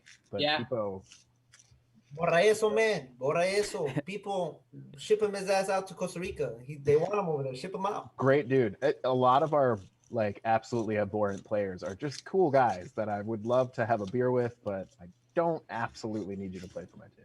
like I think like Costa's still a left back. I don't remember exactly, but I think Cuevas is a left back too, right? Sayori and Daniel Costa still under contract. Right. But Cuevas on the G2 squad, he had a really good season for the G2, and he's a free kick specialist. We don't have anybody who's a real free kick specialist on the Galaxy right now. I want to say that like it goes between like Pavon or Lechet or something, and Pavon like hit or miss. He's like, I don't know. Like I don't think he scored a goal from a free kick yet. That's your cam and your striker. You don't have. Yeah, Pavone needs other players to take the attention off of him so he can just destroy defenses. Get the one-on-ones. He needs the one-on-ones. Before, when we had Alessandrini, he was a free kick specialist, right? Yeah. But with Zlatan around, Zlatan would take most of those free kicks, even though, I mean, everybody expects Zlatan to score, but he never did, I don't think. I don't think he scored off of one free kick. Even in PSG, I don't think he scored a lot of goals on free kicks.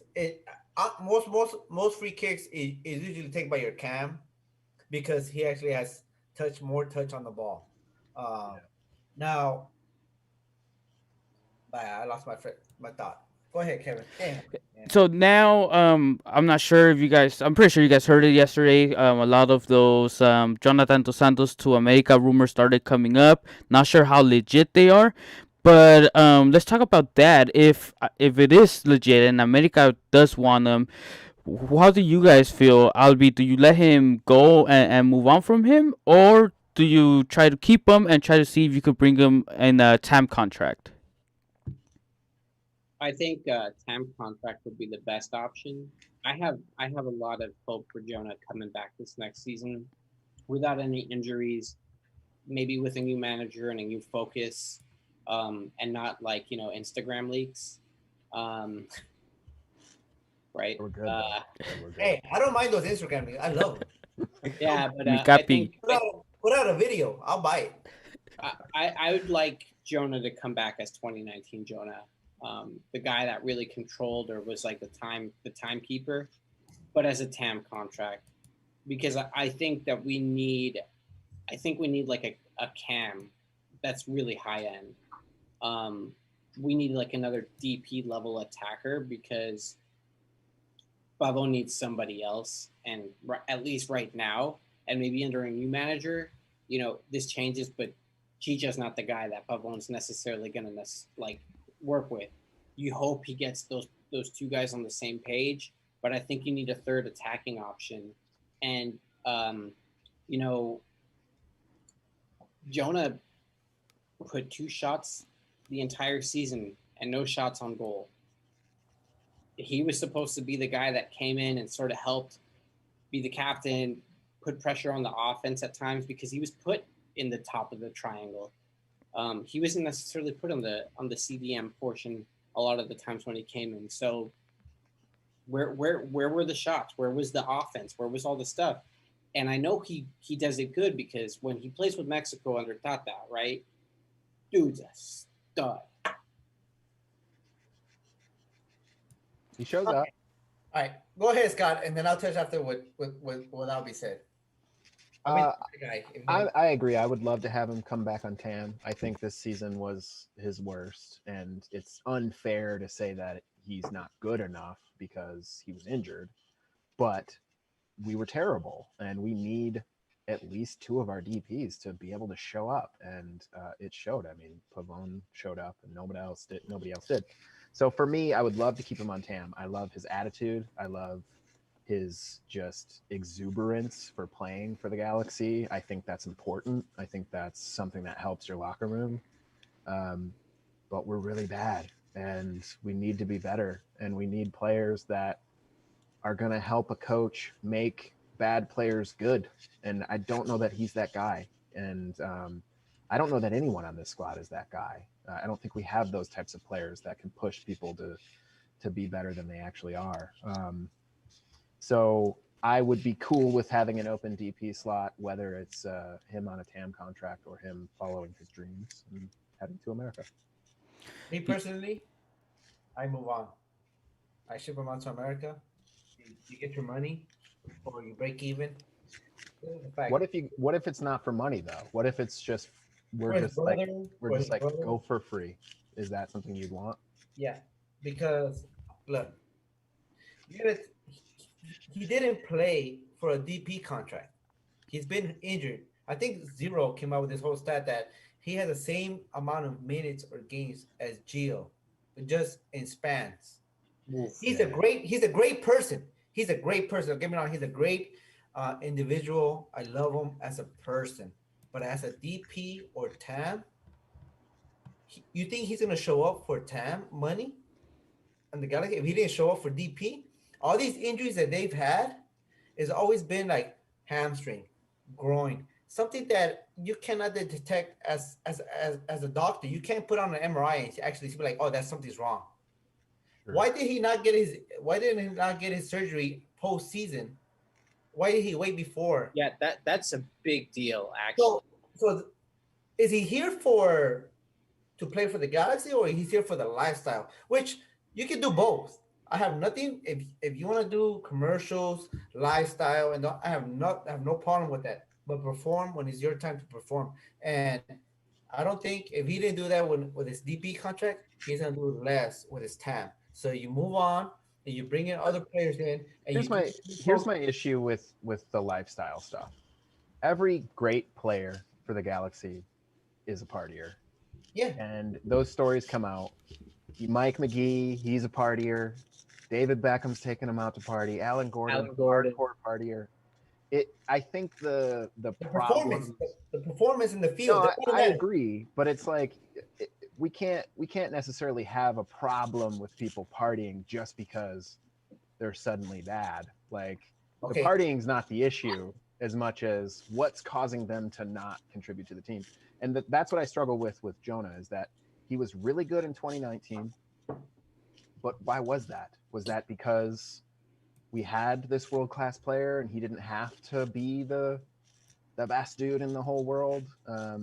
Or was it just injuries this year? So I don't know. It's a little unfair for me to say that he's not good enough yet. But I agree that the DP slot is a little bit much for someone who's just barely making above TAM. I think. And not contributing to the attack. I think the name and the nationality carries a lot with them. But I thought marketing was the last thing that they looked at. With them, I'm talking about Gio and him, because it's the same with Americans in Europe, though. I mean, right? But they're getting big contracts just because they have the United States on there. Most people thought that we got Gio because we were gonna get Jonah, and everybody wanted Jonah after Gio, right? Same thing with America. If that's what they think that we do, hey, if we get this guy, we're gonna get that guy that he's gonna come out and perform. But at the end of the day, they only perform for Mexico, the national team. They don't really perform for any other club. But for the national team, they show up. So that's my problem. Like, hey, how can you be injured but you're okay to go play for national duties? Right. I don't know. It's really tough to judge. Like even with Gio, it's like I wanted him gone too. But it's like when they go and play with Mexico, they're playing with an excellent team put Correct. together by an excellent coach. Correct. That's really, really good. And they don't need to be the best player on that team. They just need to contribute. Whereas with the Galaxy, they need to be the best player on that team. That's who we need. And that's so hard. And I agree. That's why the DP slot is a bit much. But Yeah.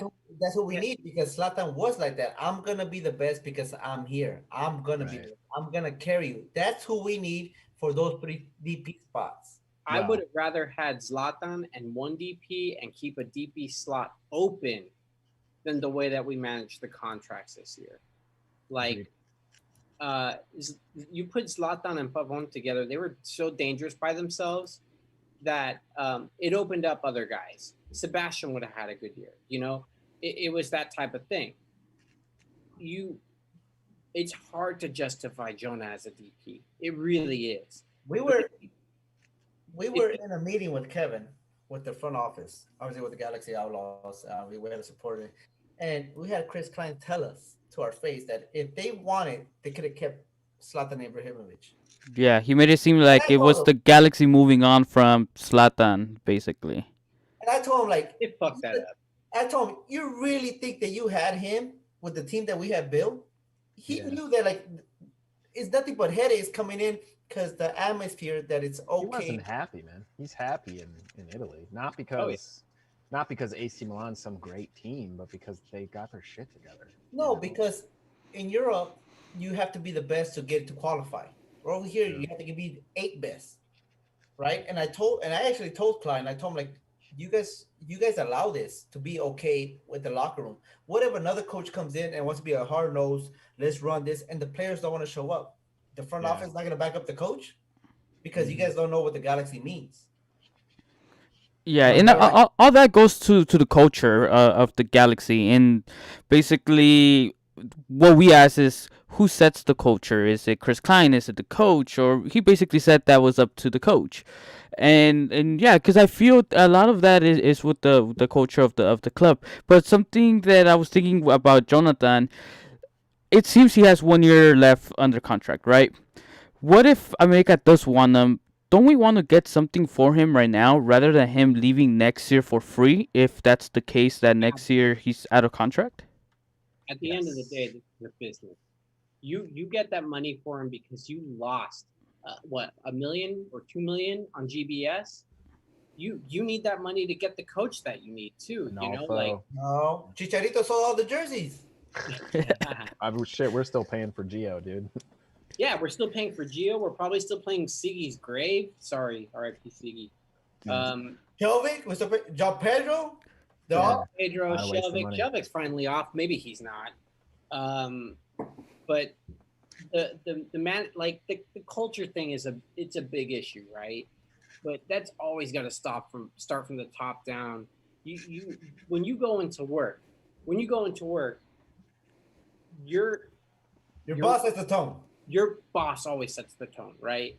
And Chris Klein happens to do nothing but deflect the problems to other people and scapegoat people. Tell that to Kevin. Kevin, after that meeting, he was all like, okay, Klein's a nice guy. I'm like, what do you mean, Klein? He is a nice guy. Don't get me wrong. He is a nice guy. I met him. He's super cool. But I'm saying, manager style, I told him, you set the tone because you've been here 13 years. And if you can't set the tone for the culture, then that's the problem because everybody else is new except you. See, Right. my thing with Klein is I would want him out, but once they announced GBS, I told Manny no more changes are coming. Just whatever players are gonna bring in, and because the same thing happened 2 years ago, they fired Pete Vaginas, and then from there no other changes happened. Same thing. So GBS. Get him out. That basically saves Chris Klein. So I didn't see nothing else coming. So after that meeting, I'm like, okay, I have no other option but to trust him and try to believe. And I would like to see him succeed. I don't know if he will, but my biggest thing is I don't see this club doing other changes. Like I see people on Twitter always Klein out. In my mind, I'm like, it's not gonna happen. It would have happened already. I He's don't got 1 year believe left. either. Yeah, I mean, at this point, 2021, right? June 15, 2021. That was zero text. No, that's the longest time we've ever gone without a trophy. That's not Chris Klein. Oh, okay. I was like, damn. Yeah, I like thought we only had 6 months. I was like, fuck, yeah, we got a Yeah, new. no, he's up at the end of 2021, and I think that obviously they're not gonna just fire him, and they're gonna give him one more year. What do He you guys? business wise, he's a success. Like that's what we all have to come to grips with. Is business wise, he's been successful, even though we've had our two worst years in history as a team during his tenure. we've never been more profitable. Yeah, he's done well business wise. He's still kept our global brand out there through the Correct. Zlatan signing, the Beckham statue, all that stuff. He's done really well. He just doesn't know how to run a team. That's why they brought DTK in, but has he done good enough? Questionable. I think Yeah. he's done good with like some of the other stuff like at the academy side, like maybe. Yeah, we haven't lost players. We haven't lost players to Yeah. Europe. But at the same time, maybe DTK needs to hire a coach like maybe like Vanny or something who can also be like a general manager, and maybe he can start dealing with the contracts and finding the players and doing the stuff that DTK is too busy because he's like directing way too much. Okay, based on coaches, I think that we have a little bit of list of who our coaches supposed to rumors. They're free. I know we have Piojo, we have Vanny, we have Dom, Turco Mohamed. Smetcher, dude, he's up. Even the Seattle coach, he is out of contract, and he's Smetcher. playing for the Pels. Yeah, for me, it's got to be Smetcher. I mean, he's. Do you wait? Do I wait for what? He's out of contract this season. Yeah, no, I would. He's I still mean, fighting. He's in playoffs, still, but especially if he wait. wins. But even if he doesn't, look at the adversity they've dealt with at that team. They had the best center back in MLS history. And they moved on from him. They had Clint Dempsey, Obafemi Martins. They moved on from him. They've made these signings and brought players to the ranks like Christian Roldan, etc. The stuff that we should be doing as the premier club in MLS, blah, blah, blah. He's doing that, and people are consistently undercutting him, being like, oh, LAFC, oh, Atlanta, these teams are so amazing. And Schmetter's just over there like, don't bring MLS like that to us because these guys are just fucking likes. That's all they like. yeah, it's garbage because every season it comes to the playoffs and they're like, these guys are going to be in the final, and they always undercut Seattle. And then the smug ass Smetzer shows up with his, With his notepad and his he looks like a soccer dad, like, hey hey guys, I brought some snacks, but Right? With his shirt tucked into his underwear and stuff. yeah, like for me, he's the target. I think Seattle would be super dumb to not bring him back, like the dumbest team in the world. If you It's were got to the be Jets, Vanny, but would you say like, you know what, whatever Seattle's offering you, we'll match that and do better if you come here? yeah, I would. Why wouldn't That's you? what I think you'd have to do, He's right? shown more than Vanny has. I think Vanny's a good coach who's dealt with adversity, but he also had like one of the best players in history and had a great run with him, and then has done pretty well without him. Right, like pretty well, but Yeah, like it's been good. I would definitely love him as a coach, and I think he would do really well building a team. And he's an original G, and Right. a lot of the fans they I have a question. Yeah, I would love to have him, but Smetzer for me is the guy. You've got to get him if you can. Gary, you might know this, but do they have to stop like the negotiations or have people on the contract for next season? Because if you wait for the Seattle coach, that means DTK and Klein are signing players without him. Right. Yeah, because free agency starts December 16. And even now, like for example, the players that they picked up options for or didn't pick up options for, I think it would have been nice to have a coach, but I didn't see I didn't see the Galaxy having a coach in December. I think the soonest we see a coach being announced is probably January. So I don't think it's an issue if you wait for Seattle's coach, to be honest with you. Because even when we hired GPS, I think it was like late January when we ended up getting him. But look what happened. He got players that he didn't want. Same thing might happen this time. But did he? I mean, that's the thing. Like how many? Like people keep saying he never got his team, but like many No, he players, did it second season. I think in the second season, many he got players were re-signed on his watch. Many Yeah. players were brought in on his watch and didn't do well. And Well, that to me is the fact that I think Belcher was re-signed twice, right? Yeah, or at least once under his watch. Yeah, but if you're The looking at Jazz. first pick as a backup, because you see Araujo coming up, why not do that? You But know, even but even with Araujo, his hand had to be forced. Felcher had to be terrible for like 10 games before he was like, okay, I might get fired, so let's start playing Araujo. And then the dude played really well and he couldn't take him out. Um, so yeah, I mean, for me, I think if they have a coach in mind, probably already talked to him. They probably already have an idea of what they're looking for. And if they're bringing any players back, it's probably with that coach's, that coach giving a little bit of a verbal agreement. Yeah, I like that guy. Bring him back. Why not? I think I'll bring this guy with me. I think I'll look at this guy. That sort of thing.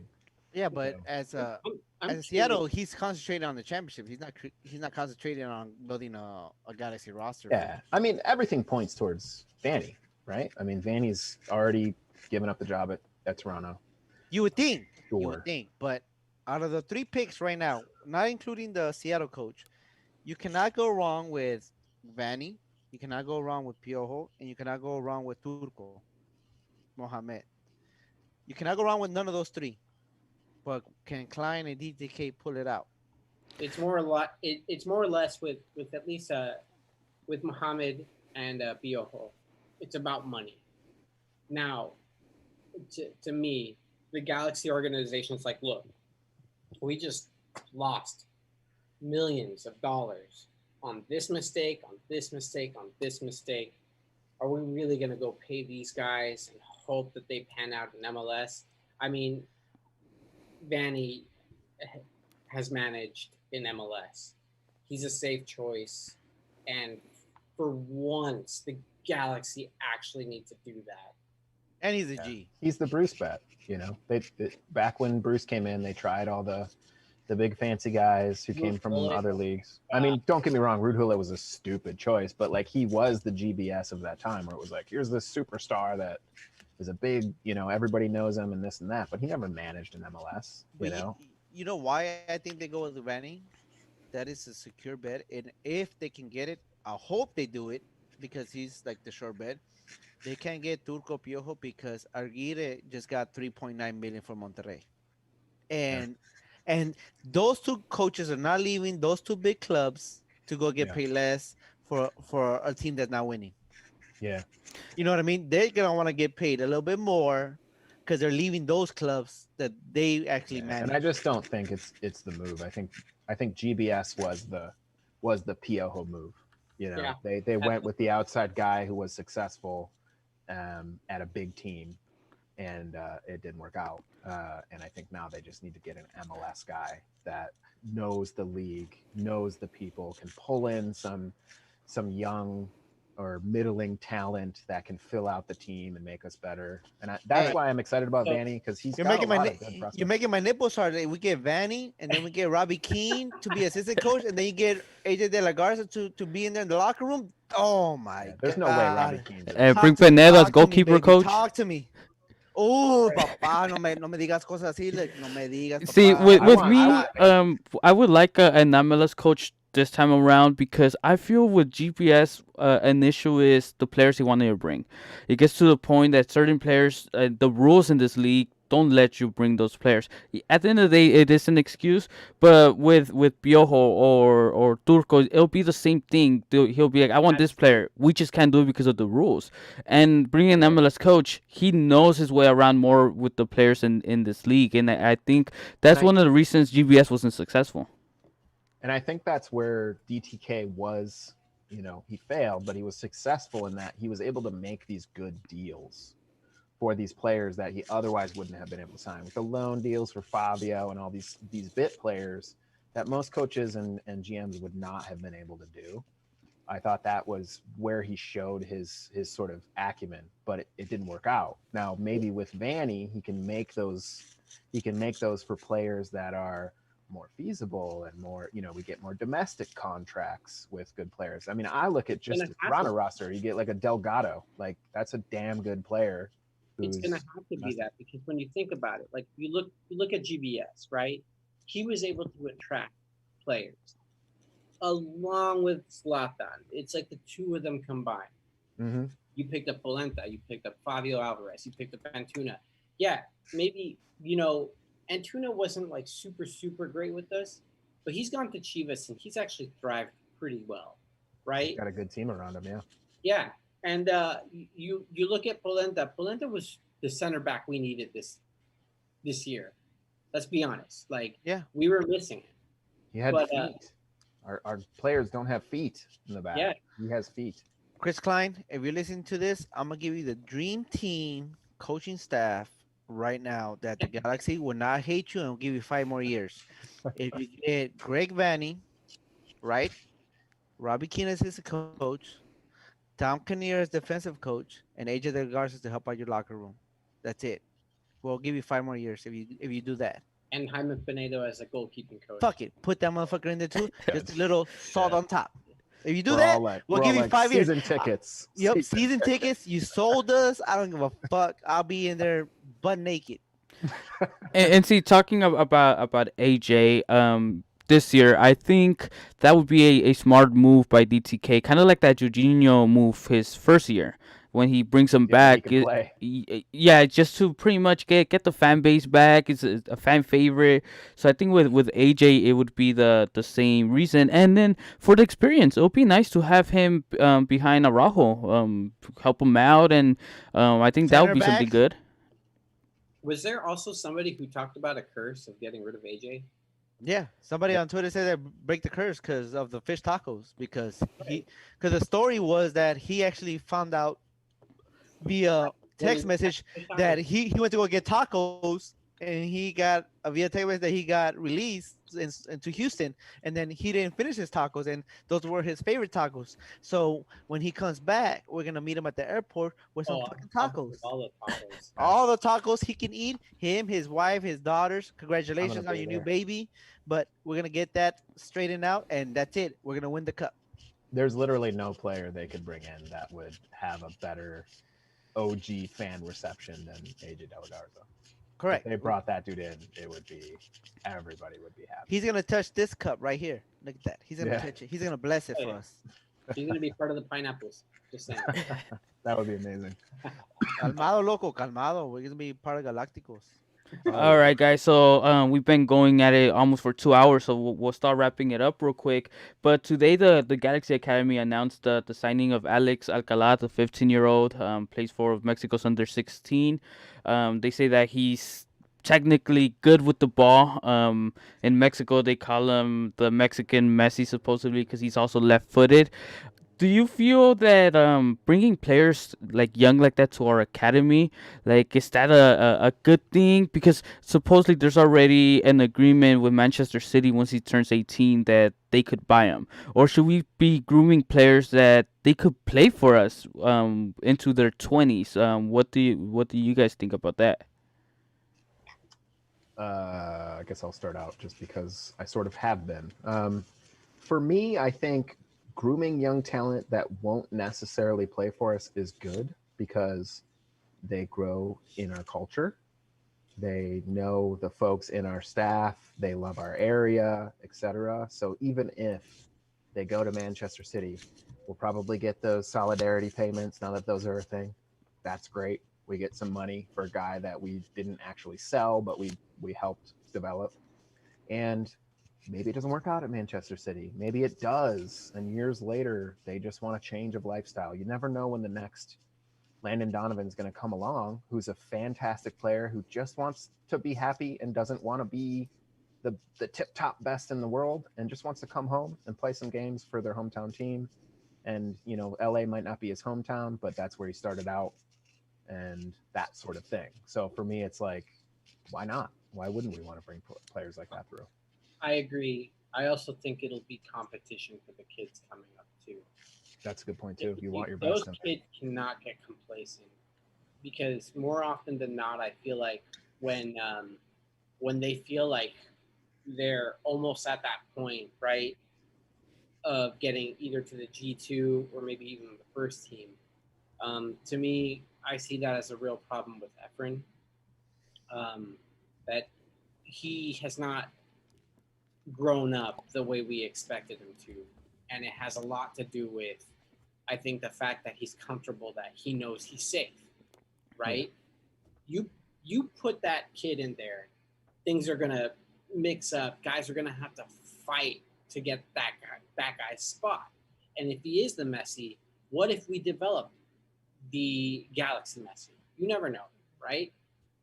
The other side is that just because Manchester City, right, um, like takes his contract at 18, that doesn't mean that they won't be like, hey, we'll loan him to you, and we'll pick him up when he's 19.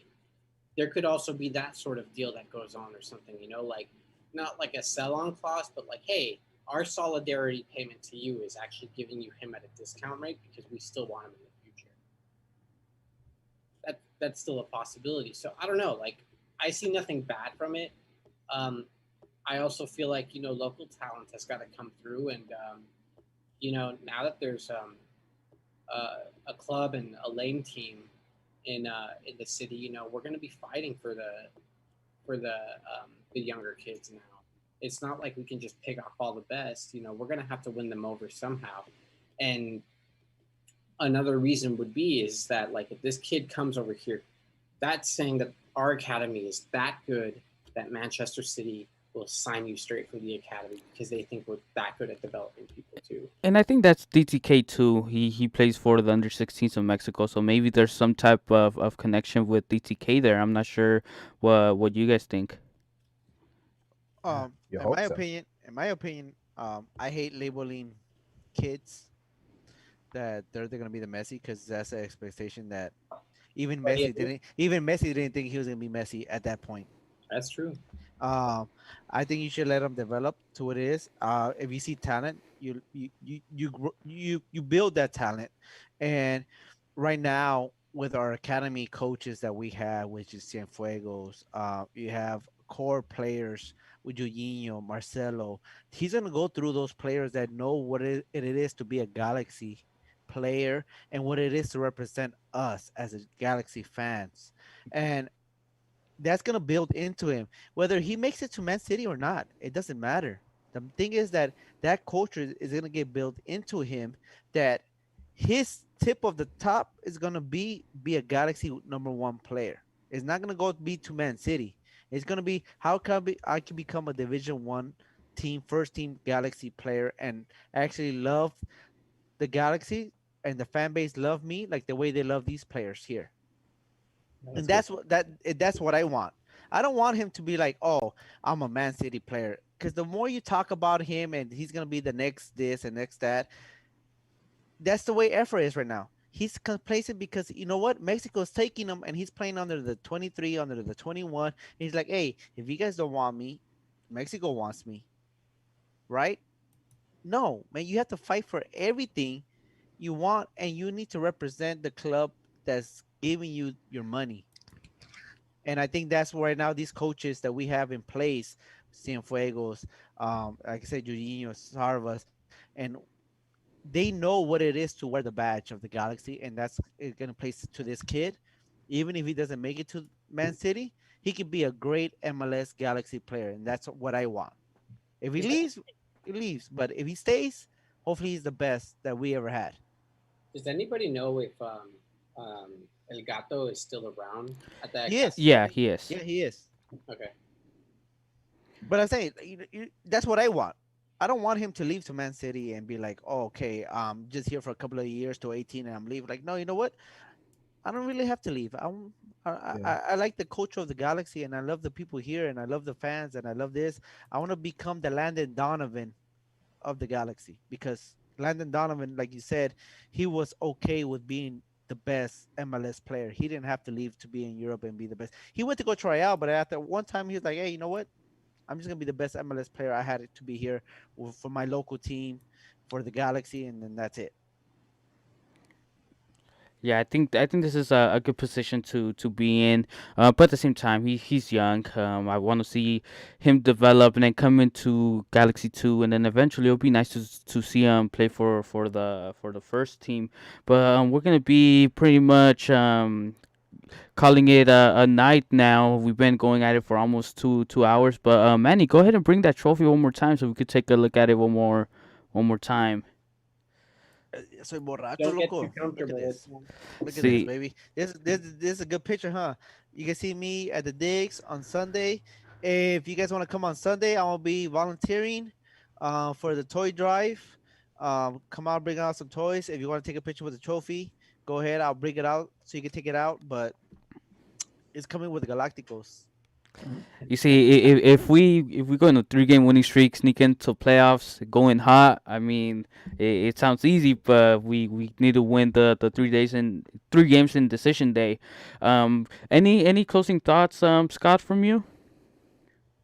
No, I really appreciate what you guys are doing. I think the community that the G's have. I mean, I don't know every other MLS team, but I think the community we have is unique.